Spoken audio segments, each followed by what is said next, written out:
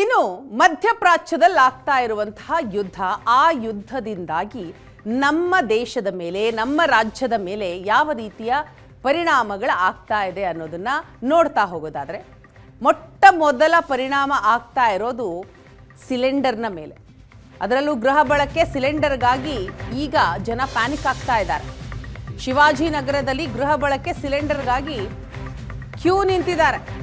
Cylinder ವಿತರಕರೊಂದಿಗೆ ಕೆಲವರು ಕಿರಿಕ್ ತೆಗೆದಿದ್ದಾರೆ. ಅಗತ್ಯಕ್ಕೆ ತಕ್ಕಂತೆ ಗೃಹ ಬಳಕೆ ಸಿಲಿಂಡರ್ ಕೂಡ ಬರ್ತಾ ಇಲ್ಲ.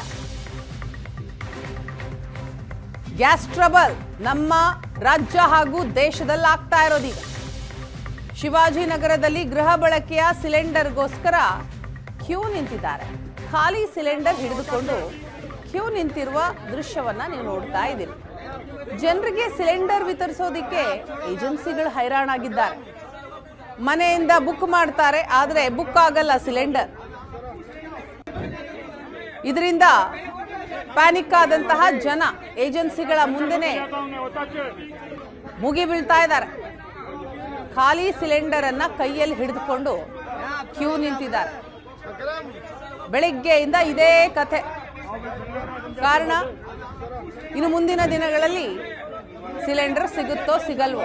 ಯಾಕಂತಂದ್ರೆ ಈಗಾಗಲೇ 14ನೇ ದಿನಕ್ಕೆ ಮುಂದುವರೆದಿದೆ ಇರಾನ್ ಇಸ್ರೇಲ್ ನಡುವಿನ ಯುದ್ಧ ಸಂಘರ್ಷ. ಮುಂದೆಯೂ ಕೂಡ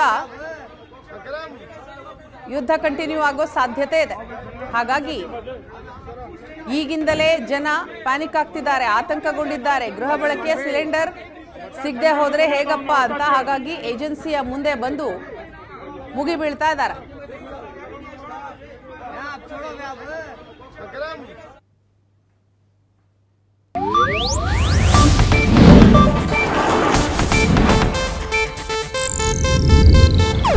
ಇದು ಏಷ್ಯಾನೆಟ್ ನ್ಯೂಸ್ ನೆಟ್ವರ್ಕ್ ಪ್ರಸ್ತುತಿ.